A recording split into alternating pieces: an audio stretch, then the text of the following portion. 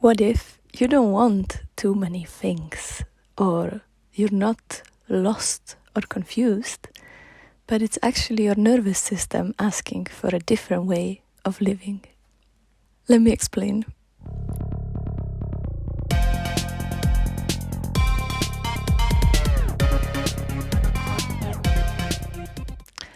Hello and welcome back to Artist Mindset Season 2. We are in the second season. I'm your host Martina. And first of all, I know I said I will improve the podcast and try to improve the quality and everything, but I think this episode is actually a perfect reminder why this didn't happen and why I'm sort of trying to be done with putting the pressure on myself of being perfect and doing everything perfectly and taking everything so seriously, like it's a matter of life and death. And this is exactly what the episode is gonna be about, because I've realized today to give you a backstory, I came back tonight, basically. It was yesterday, but it was 2 a.m. that I got home. I came back to Denmark after a month of being away, which was amazing, and I'm really grateful for that and for the time I had to step back and reflect and sort of get a break to gain a more sort of overview or a perspective, different perspective on my life and what I'm doing, because I really needed a break. And now, today, I've been reflecting and thinking like this inner resistance or even anxiety about being back to my life and being back to my jobs and responsibilities, and how am I going to do it? And I don't want to do so much, and I really don't want to end up sort of feeling like I'm burning out again. And it's not to say that I went through a burnout, but I definitely overworked myself. And I've been reflecting and I've realized, maybe it's not that I want too much. Maybe it's not that you want too much or that you're doing too many things because you're irresponsible, but it's actually the opposite. Maybe it's that you actually do care deeply and sort of take over responsibility, and in a way you become the regulator of the energy in the room, or you end up sort of naturally always trying to control and be the leader and make sure everything works, which is definitely my problem. And maybe you can relate because, to explain what's happening in my life, I do a lot of projects, I do a lot of things, but actually I've been reflecting and realized there is only a few of them that are my job, and the rest is not.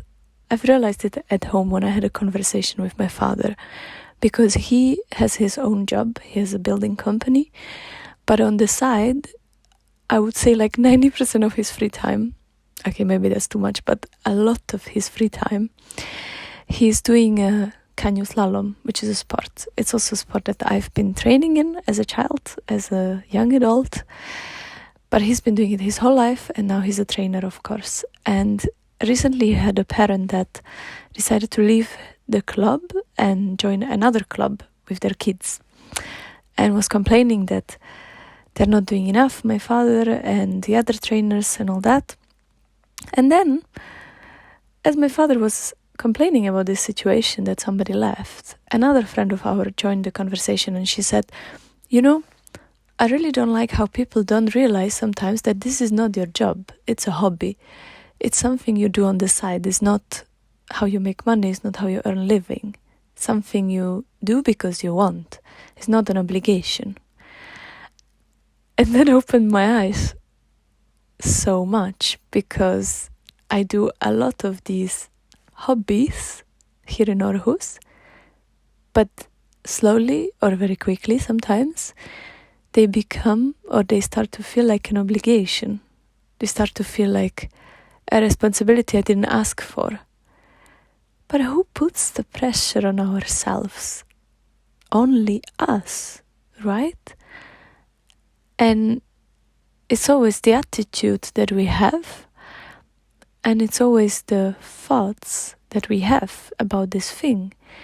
And today I wrote down that I don't want to be this over responsible person. I don't want to feel like that. I don't want to feel anymore like everything that I do I take so seriously that I can't even enjoy it, because I don't think that's the point. I think the point is, especially with these passion projects or hobbies or whatever you're doing, that you enjoy it because that's why you want to do it, right? Because you enjoy it. You want to play guitar because you want to enjoy it.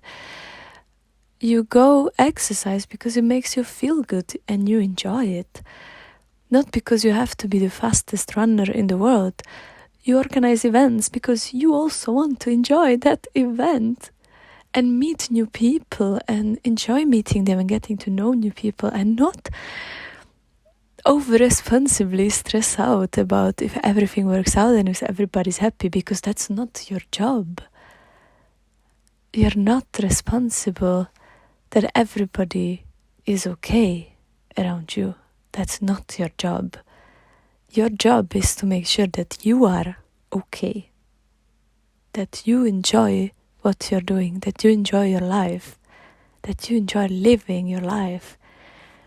And I'm sure there is somebody maybe listening to this struggling with the winter depression, not even able to enjoy cooking their meal because they are asking themselves, what's the point? But what is your responsibility? Is to make sure that you are okay and accept who you are and what you want. And I think sometimes that's just our nervous system's way of asking to rest or to change something, to change the way we live or to change the way we think. Because, guys, if you don't believe me that our thoughts affect us so much, just try one day to not have a single critical thought about yourself, to not judge yourself, to not criticize yourself, to not expect anything from yourself. Just try it for one day and you will notice the thoughts that come and how many. I've tried it and I can tell you, I was surprised so much. And I'm done. I'm done pressuring myself. I'm done expecting from myself to be the best and to create the best things and to be consistent. And by the way, about consistency, guys, it's not a value. It's not a value. Sustainability is, but consistency isn't. So don't believe that you are proving your seriousness about something, about your hobby or your job, by being consistent. Because those are two different things. And that blows my mind as well, but it's true. It's really true. So I really hope that this new year treats you well. And remember that it's still the middle of the winter. It's still middle of the winter. It's literally -4 outside. And our body, the nature is sleeping as well. You guys, it's taking time to rest. And you can start to think about what you want and prepare, make your vision boards or whatever. But don't put the pressure on yourself that you have to have it figured out. And that you have to pursue your goals every day and you have to grind. And guys, let's pick sustainability this year, please. Let's pick sustainability instead of consistency, because I cannot do this anymore. And I believe there is more people that can relate. The world is spinning faster than ever and I just can't keep a pace with the world. So I'm gonna go my own pace. If you want to join, if it suits you, please join.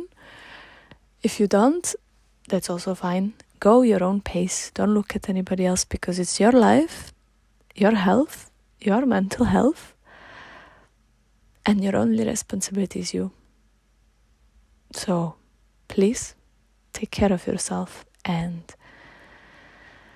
don't give up. Don't give up on yourself, because it's not over yet. It's not over. So slow down, go your own pace, and remember, consistency isn't a value, but sustainability is. So let's pick sustainability in 2026. I love you. Comment if you have any ideas, if you want to hear more. I'll be more than happy. I hope this episode was useful or sparked some thoughts, and I promise, okay, that's putting pressure on myself, but I will try to record with a proper microphone next time. So I will see you in the next episode, and Happy New Year!